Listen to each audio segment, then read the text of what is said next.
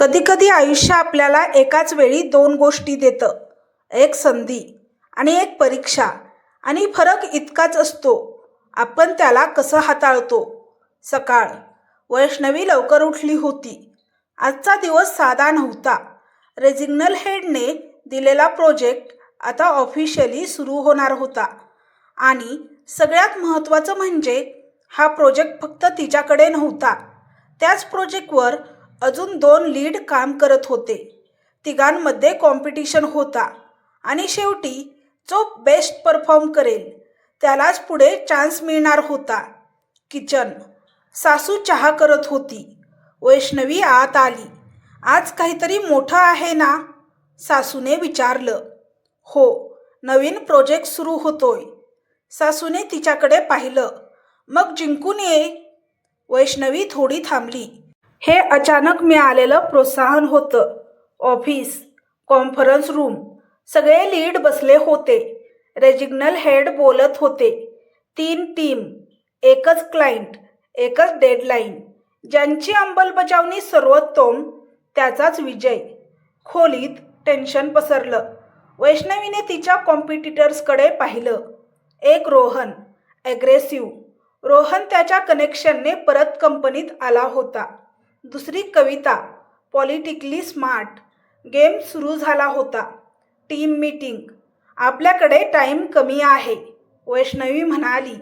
म्हणून क्लिअरिटी आणि coordination important आहे. तिने काम वाटलं. टीम मोटिवेट होती. तेवढ्यात अनिरुद्ध आत आला. प्रोग्रेस अपडेट, त्याने विचारलं. तिने प्रोफेशनल टोनमध्ये सांगितलं. सुरुवातीचा टप्पा सुरू आहे. तो सरळ म्हणाला. रिझल्ट पाहिजेत, एफर्ट नाही. तो टोन कठोर होता. तिने काही रिॲक्ट केलं नाही, कारण तिला माहीत होतं तो तिच्यासाठी नाही बोलत, तो बॉस म्हणून बोलतोय. दिवसभर काम सुरू होतं, पण हळूहळू प्रॉब्लेम दिसायला लागला. एक अप्रूव्हल डिले, एक क्लायंट मेल चुकीचा फॉर्मॅटमध्ये, एक डेटा मिसमॅच. तिने सिस्टम चेक केलं. हे नॉर्मल नाही, ती म्हणाली. तिने टीमला विचारलं, कोणी चेंजेस केले का? सगळे नकार देत होते. तिला पुन्हा तोच पॅटर्न दिसला. कोणीतरी क्वाइटली गेम खेळतोय. दुसऱ्या दिवशी क्लायंट इंटरॅक्शन. ती कॉन्फिडंट होती, पण अचानक your number doesn't match, client म्हणाला. ती दचकली. स्क्रीनवरचा डेटा बदललेला होता. मीटिंग ऑकवर्ड संपली. बाहेर ती विजिबली फ्रस्ट्रेटेड होती. हे कोण करतंय? अनिरुद्ध आला. प्रॉब्लेम काय आहे? तिने सरळ सांगितलं. कोणीतरी माझ्या कामात जाणीवपूर्वक अडथळा आणत आहे. तो काही क्षण शांत राहिला. प्रूफ आहे? ती थांबली. पॅटर्न आहे, पण प्रूफ नाही. तो थोडा थंड आवाजात म्हणाला. मग तुला प्रूव्ह करावं लागेल. त्या शब्दांनी तिला दुखावलं. तुम्ही माझ्यावर विश्वास ठेवत नाही, तो शांतपणे म्हणाला. मी बॉस आहे इथे. ती काही बोलली नाही, पण त्या क्षणी डिस्टन्स जाणवला. संध्याकाळ. घरी. वैष्णवी शांत होती. सासूने तिच्याकडे पाहिलं. कामात प्रॉब्लेम आहे? तिने मान हलवली. हो. सासू काही क्षण शांत राहिली. लढ, पण थकू नकोस. ती थोडी सरप्राईज झाली. हा सल्ला वेगळा होता. रात्री वैष्णवी लॅपटॉप घेऊन बसली होती. क्लॉक 11 वाजत होते. ती लॉक चेक करत होती. एरर शोधत होती, पण थकवा वाढत होता. ती थांबली. मी किती वेळा स्वतःला प्रूव्ह करणार? डोळ्यात पाणी आलं. तेवढ्यात, बस आता झोप, सासू म्हणाली. तिने तिच्यासमोर दूध ठेवलं. सगळं एकटीने करू नकोस, ती म्हणाली. त्या एका वाक्याने वैष्णवी शांत झाली. बाल्कनी. अनिरुद्ध उभा होता. ती त्याच्याकडे गेली. आज तुम्ही खूप कठोर होता, ती म्हणाली. तो शांतपणे म्हणाला. मला राहावं लागतं. का? कारण बाकीचे 2 लीड बघतायत. जर मी तुला सपोर्ट केलं तर ते अनफेअर वाटेल. ती शांत झाली. तो पुढे म्हणाला. पण मला माहिती आहे तू कॅपेबल आहेस. त्या शब्दांनी डिस्टन्स थोडा कमी झाला. दुसऱ्या दिवशी office. Emergency update. Client unhappy आहे. प्रोजेक्ट कॅन्सल होण्याच्या मार्गावर आहे. सगळ्यांच्या नजरा वैष्णवीकडे वळल्या. रेजिग्नल हेड म्हणाले, एक्सप्लेन. ती उभी राहिली. आज तिच्याकडे एकच चान्स होता. तिने खोल श्वास घेतला. सर, मला 24 तास द्या. खोलीत शांतता. लास्ट चान्स, ते म्हणाले. ती बाहेर आली. हा फक्त प्रोजेक्ट नव्हता, हा तिच्या अस्तित्वाचा प्रश्न होता. कधीकधी लढाई जिंकण्यासाठी ताकद पुरेशी नसते, तर योग्य वेळी योग्य सत्य बाहेर आणणं गरजेचं असतं. सकाळ. वैष्णवीची रात्र जवळजवळ काम करण्यामध्येच गेली होती. डोळे लाल झाले होते, पण मनात एकच गोष्ट ठाम होती. आज सगळं क्लिअर करायचं. ती लवकर ऑफिसला पोहोचली. सगळ्यांपेक्षा आधी तिने सरळ कम्प्युटर सुरू केला आणि कालपासूनचे सगळे बदल पुन्हा तपासायला सुरुवात केली. प्रत्येक फाईल, प्रत्येक बदल, प्रत्येक वेळ. हळूहळू एक गोष्ट स्पष्ट होत गेली. हे अपघात नव्हतं, हे मुद्दाम केलं जात होतं. तिने नोंदी काढायला सुरुवात केली. वेळ, बदल, कोणत्या ठिकाणी फेरफार झाले, सगळं एकत्र जोडायला लागलं. आणि मग तिला एक गोष्ट लक्षात आली. काही बदल थेट तिच्या खात्यातून झाले होते, पण त्यावेळेला ती लॉग इनच नव्हती. ती थांबली. म्हणजे कुणीतरी माझं नाव वापरतंय. तिच्या मनात एकच नाव चमकलं, शरद. पण यावेळी तिला फक्त शंका नको होती, तिला पुरावा हवा होता. थोड्याच वेळात तिची टीम आली. आज सगळं क्लिअर करायचं आहे, ती ठामपणे म्हणाली. आपण प्रत्येक फाईल पुन्हा तपासणार आहोत. कुठे काय चुकलंय ते शोधायचं. टीम तिच्यासोबत उभी राहिली. काम सुरू झालं. दरम्यान दुसऱ्या बाजूला रोहन आणि कविता देखील त्यांचं काम पुढे नेत होते. त्यांच्यात स्पर्धा स्पष्ट दिसत होती. दुपार. वैष्णवीला एक महत्त्वाचा पुरावा मिळाला. सिस्टमच्या नोंदीत तिला दिसलं, काही बदल एका वेगळ्या यंत्रावरून झाले होते, जो कंपनीच्या आतल्या जाळ्यावर जोडलेला होता आणि त्या यंत्राचा वापर शरद करत होता. तिचं हृदय जोरात धडधडलं. हेच आहे. तिने सगळे पुरावे एकत्र केले. फाईल्स, वेळा, बदल, सगळं नीट मांडलं. आज ती फक्त स्वतःला वाचवत नव्हती, ती सत्य उघड करत होती. दुपारी अचानक सगळ्यांना बोलावणं आलं. मोठी बैठक. रेजिग्नल हेड, अनिरुद्ध, बाकी सगळे.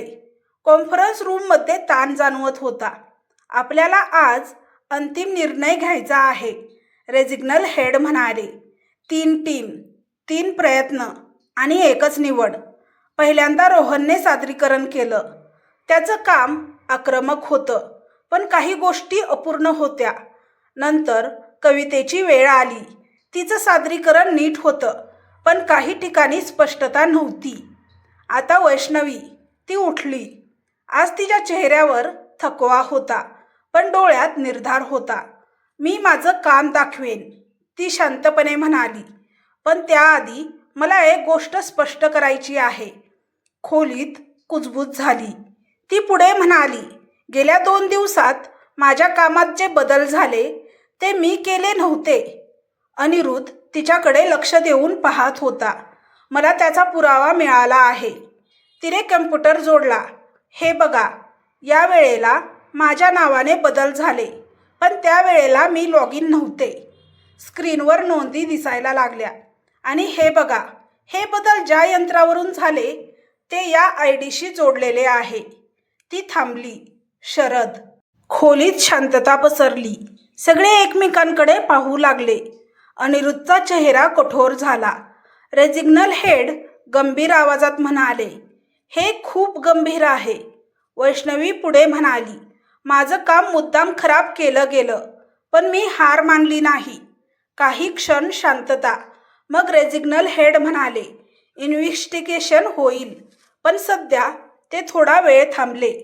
तुमचं काम सगळ्यात स्पष्ट आणि मजबूत आहे. Project lead Vaishnavi. त्या क्षणी तिच्या मनातला सगळा भार हलका झाला. टीममध्ये हलकासा आनंद पसरला. रोहन शांत झाला. कवितेनेही मान हलवली. बैठक संपली. वैष्णवी बाहेर आली. तिच्या डोळ्यात पाणी होतं, पण यावेळी ते जिंकण्याचं होतं. अनिरुद्ध तिच्या समोर आला. काही क्षण तो काही बोलला नाही. मग हळू आवाजात म्हणाला, मला माहिती होतं तू हे करू शकतेस. ती हलकसं हसली. पण तुम्ही दाखवलं नाही. तो म्हणाला, कारण मला खात्री होती तू स्वतःला सिद्ध करशील. त्या क्षणी दोघांमध्ये एक वेगळीच जवळीक निर्माण झाली. संध्याकाळ. घरी. वैष्णवी आत आली. सासू तिच्याकडे पाहत होती. काय झालं? ती हलकसं हसली. मी जिंकले. सासू काही क्षण शांत राहिली. मग म्हणाली, मला माहीत होतं. त्या शब्दात अभिमान होता. रात्री. बाल्कनी. दोघं एकत्र उभे होते. आज तू स्वतःला प्रूव्ह केलं. अनिरुद्ध म्हणाला. ती शांतपणे म्हणाली, आज मला स्वतःवर विश्वास आला. काही क्षण शांतता. तो हळू आवाजात म्हणाला, आणि मला तुझ्यावर आधीपासूनच विश्वास होता. तिने त्याच्याकडे पाहिलं. सगळं नीट होईल ना? तिने विचारलं. तो हसला. आधीच सगळं ठीक आहे. त्या क्षणी दोघं थोडे जवळ आले. खाली सासू उभी होती. ती वर बघत होती. तिच्या चेहऱ्यावर हलकसं स्मित होतं. ही मुलगी हरत नाही. कधी कधी लढाई जिंकणं पुरेसं नसतं, कारण काही लोक हार मानत नाहीत. ते फक्त पद्धत बदलतात. वैष्णवी आता प्रोजेक्ट लीड होती. ऑफिसमध्ये तिचं नाव होतं. लोक तिच्याकडे आदराने पाहत होते. पण त्या आदरासोबत एक वेगळीच नजरही होती. तपासणारी, वाट बघणारी. ती किती काळ टिकते ते बघू. सकाळ. ती ऑफिसला आली तेव्हा सगळं व्यवस्थित दिसत होतं. काम सुरू होतं. टीम तिच्यासोबत उभी होती. पण तिच्या मनात एक विचित्र शांतता होती. वादळाच्या आधीची. ती कामात गुंतली होती. तेवढ्यात HR कडून एक मेल आला. Client escalation. Urgent review required. ती थोडी दचकली. एस्केलेशन. तिने लगेच मेल उघडला. मोठा क्लायंट आणि लगेच तक्रार थेट वरच्या पातळीवर गेलेली. मीटिंग. रेजिग्नल हेड, अनिरुद्ध, बाकी सगळे. वातावरण खूप गंभीर होतं. Client is unhappy. Regional head म्हणाले. आणि यावेळी इश्यू फक्त डेटाचा नाही. वैष्णवी शांतपणे उभी होती. ते म्हणतायत कम्युनिकेशन क्लिअर नाही. कम्युनिकेट फुलफिल होत नाहीत. आणि लीडरशिप वीक आहे. तो शब्द वीक तिच्या मनाला लागला. तिने शांतपणे विचारलं, स्पेसिफिक इश्यू काय आहे? रेजिग्नल हेड म्हणाले, क्लायंटला वाटतंय की प्रोजेक्ट डायरेक्शन बदलतोय आणि त्यांना क्लॅरिटी नाही. वैष्णवी काही क्षण शांत राहिली. सर, मला 1 दिवस द्या. मी सगळं क्लिअर करते. खोलीत शांतता. अनिरुद्ध तिच्याकडे पाहत होता. रेजिग्नल हेड म्हणाले, लास्ट चान्स. ती बाहेर आली. यावेळी प्रॉब्लेम वेगळी होती. कोणी डेटा बदलला नव्हता, पण ट्रस्ट डिस्टर्ब झाला होता. तिने लगेच टीमला बोलावलं. कोणी क्लायंटशी डायरेक्ट बोललं का माझ्याशिवाय? तिने विचारलं. एक मेंबर म्हणाला, काल एक कॉल झाला होता, पण आम्हाला सांगितलं गेलं की ते अर्जंट आहे. कोणी सांगितलं? तो थोडा थांबला. शरद सर. ती शांत झाली. म्हणजे गेम आता बदललाय. शरदने यावेळी डेटा नाही बदलला होता. त्याने क्लायंटचा विश्वास ढासळवला होता. संध्याकाळ. घरी. वैष्णवी शांत बसली होती. सासूने तिच्याकडे पाहिलं. काय झालं? तिने सगळं सांगितलं. सासू काही क्षण शांत राहिली. मग ती हळू आवाजात म्हणाली, तो थांबणार नाही. मी त्याच्यासोबत बोलले आहे, पण तो म्हणतोय की त्याचा इगो हर्ट झाला आहे. वैष्णवीने त्यांच्याकडे पाहिलं. पण यावेळी मी तुझ्यासोबत आहे, सासू म्हणाली. तो क्षण मोठा होता. पहिल्यांदा सासू ओपनली तिच्या बाजूला उभी राहिली होती. रात्री. बाल्कनी. अनिरुद्ध उभा होता. वैष्णवी त्याच्याकडे गेली. यावेळी प्रॉब्लेम वेगळी आहे, ती म्हणाली. तो शांतपणे ऐकत होता. कोणी माझं काम खराब करत नाही, पण माझ्यावर विश्वास कमी करतंय. तो हळू आवाजात म्हणाला. हे जास्त डेंजरस आहे. तिने मान हलवली. हो. तो पुढे म्हणाला. मी थेट काही करू शकत नाही. ती हसली. मला माहिती आहे, पण एक गोष्ट लक्षात ठेव, तो म्हणाला. ट्रस्ट रिबिल्ड करायला टाईम लागतो, पण एकदा झाला तर कोणी तोडू शकत नाही. त्या शब्दांनी तिला थोडा आधार मिळाला. दुसऱ्या दिवशी वैष्णवीने वेगळी स्ट्रॅटर्जी वापरली. तिने क्लायंटशी डायरेक्ट बोलण्याचा निर्णय घेतला. कॉल. सर, मला तुमच्याशी स्पष्ट बोलायचं आहे, ती म्हणाली. क्लायंट म्हणाला. आम्हाला कन्फ्युजन आहे आणि हॉनेस्टी तुमचा कॉन्फिडन्स कमी झालाय. तिने शांतपणे उत्तर दिलं. मला एक संधी द्या, मी सगळं क्लिअर करते. तिने स्टेप बाय स्टेप सगळं एक्सप्लेन केलं. कामाची दिशा, निर्णय, पुढचा प्लॅन. हळूहळू क्लायंटचा टोन बदलायला लागला. ठीक आहे, वेल रिव्ह्यू अगेन, तो म्हणाला. तिने कॉल ठेवला. तिने एक मोठं पाऊल टाकलं होतं. ऑफिस रेजिग्नल हेडला अपडेट दिलं. गुड रिकव्हरी, ते म्हणाले. अनिरुद्ध तिच्याकडे पाहत होता. त्या नजरेत अभिमान होता. घरी सासूने विचारलं. काय झालं? मी सांभाळलं, वैष्णवी म्हणाली. सासू हसली. मला माहीत होतं. रात्री बाल्कनी.